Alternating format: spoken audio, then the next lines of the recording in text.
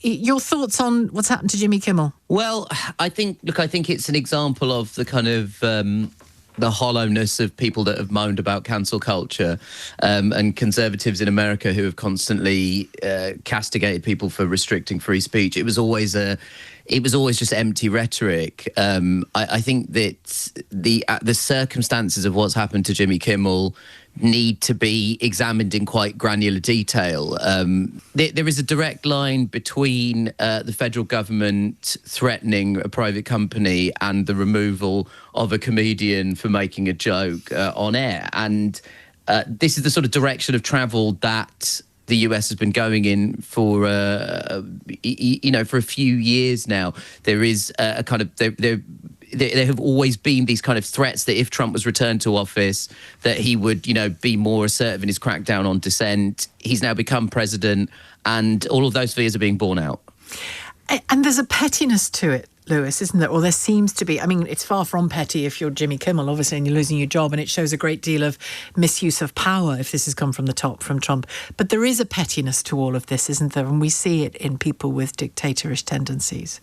I think it's a bit more than pettiness, actually, Sheila. I mean, there's undoubtedly a pettiness element to it. And look, I would actually be, and Nish has articulated and laid out the timeline very well, so I won't repeat it, but I think that, it would have been, it's true to say that I think Kimmel would have been kind of well-advised, just like everyone else would have been well-advised, not to speculate too much on the motives of the murderer, of the assassin, because, that doesn't, at the moment, so much of the evidence is still coming out and we still can't be absolutely certain of it. And that would be fine. And I could understand people on the MAGA right, including President Trump, criticising him for doing that, were it not for the fact, of course, that literally almost from the moment that Charlie Kirk so sadly breathed his last, they've been making their own conclusions. That speculation took place and conclusions were drawn by up to and including President Trump on the MAGA right, suggesting that this must inevitably be the work of Antifa or the far left or whatever it happens to be. So if at least part of the crime, quote unquote, or the offence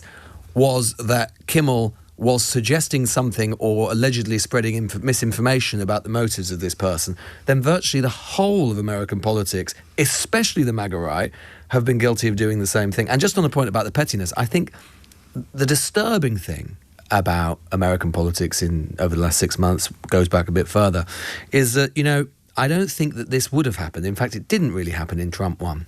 What you've seen with Trump 2 is partly because of the acquiescence of Congress, Supreme Court, other checks on Trump's power. You've basically seen such a centralisation of American political power in the hands of the president that what Trump says and what Trump wants goes. And this isn't an isolated incident. We saw the same thing basically happen with another late-night comedian, Stephen Colbert. We've seen attempts from the Trump administration to go after people they don't like or dissent in institutions they don't like, whether it's in academia, whether it's in entertainment, whether it's in media. And very often, I'm afraid to say, a lot of those institutions buckling under the weight of political pressure from the Trump administration, cognizant probably of the fact that Congress ain't coming to help them and the Supreme Court ain't coming to help them either. So it's a pretty worrying state of affairs. And with an eye purely on the UK, Nish, and our own, the temperature around our own free speech here, let's speak to comedy because that's your arena. How are we doing, do you think?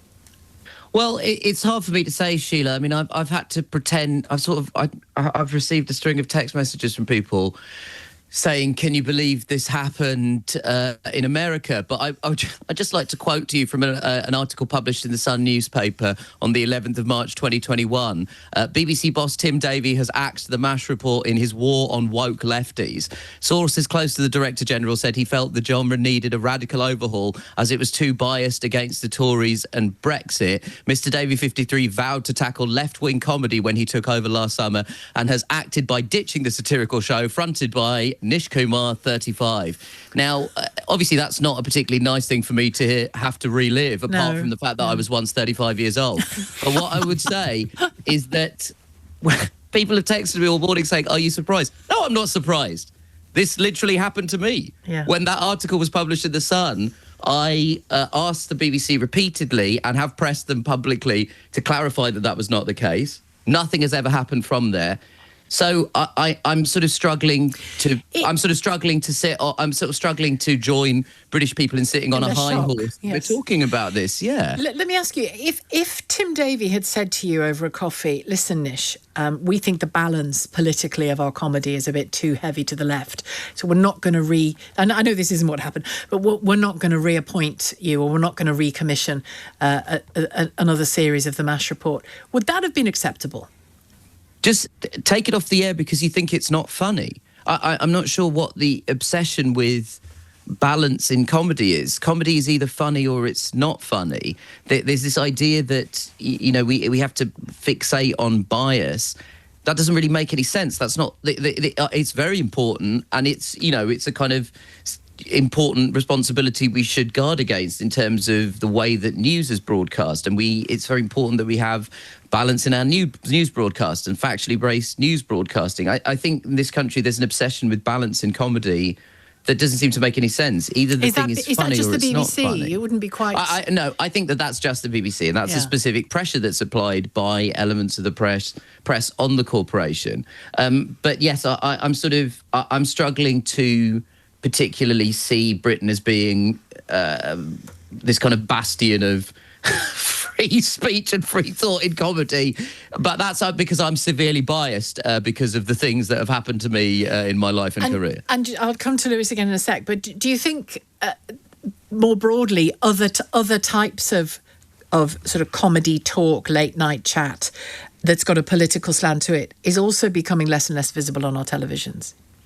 Yes, I think there's a kind of step away from it in Britain in general, and I worry that is now that's spreading across into America as well. Obviously, we've seen the Colbert decision, and the Colbert decision was one that could be obfuscated behind sort of labyrinthine conversations about corporate takeovers, and there was always there wasn't this kind of clarity in the decision making, so there was a layer of obfuscation that was possible, and people were able to turn around and say, well, it was actually a cost-cutting measure, this, that and the other. The only positive to be gleaned from this Kimmel decision is it's cut and dry. This wasn't a corporate decision. It wasn't a financial decision. It was a decision taken by a company under pressure from the federal government in America as part of the thing that Lewis very astutely observed, which is a pattern in the second Trump administration of a crackdown on dissent. And they've arrived in office with a specific plan. And unlike in the first term where they were sort of disorientated and had no idea how to operate the levers of government, they've arrived with a plan and knowledge of how the levers of government can best be manipulated to serve their agenda. And Lewis, I've been wanting to include in this conversation the Afghan Afghan-related court order that you were under for 2 years, nearly 2 years? Yeah. Elements of that were quashing free speech, weren't they? Yeah, indeed. And actually, in fairness to the US, it couldn't have happened in the United States because of the First Amendment. So there would have been no provision to apply a super injunction in that way. But I think that, and this is the thing with freedom of speech. I mean, going on from what Nish was saying, when you have an administration behaving in this way, and we should never lose sight of the fact that this is so unusual. All administrations, they don't like the press, they don't like the media, they don't like people knocking them, but they will very rarely, unless they feel something is so egregious and so unfair and so beyond the line. Typically politicians who have some commitment to the idea of pluralism and to democratic dissent will not go after those people or those organisations. And being able to take a joke. And being able to take a joke. But the point is it's not just about, when you have a government like that, it's not just about who you go after and what happens to them. It's about all of the people who look at what happens to people like Kimmel or Colbert or Harvard or Columbia University or whatever civil society organisation you're talking about. Yeah. And it's all of the other people who just think, and we know this happens in the media, I should know this, is people think, will I use that word? Will I say that? Is it worth my time? Will I make that joke if I'm a comedian? Am I going to get cancelled? That's how pernicious that is. And I'm not saying that there haven't been in the past, by the way, a problem with so-called cancel culture on the left. Sometimes, in the middle part of the last decade, I think there was too much of a culture sometimes of fear and perniciousness sometimes, and too much and it has policing. A chilling effect. Yes, it does. And that was always the argument that the right used. But now, mysteriously enough, are choosing to disapply when they see something that they don't like. The truth is, very often with freedom of speech debates, as you know, Sheila, is that very often there are some people who are genuinely committed to pluralism and to freedom of speech wherever it comes. But very often, as we're seeing at the moment, there are lots of people who basically think freedom of speech is, I'm free to say what I like, but you're not. You can shut the hell up. Yeah.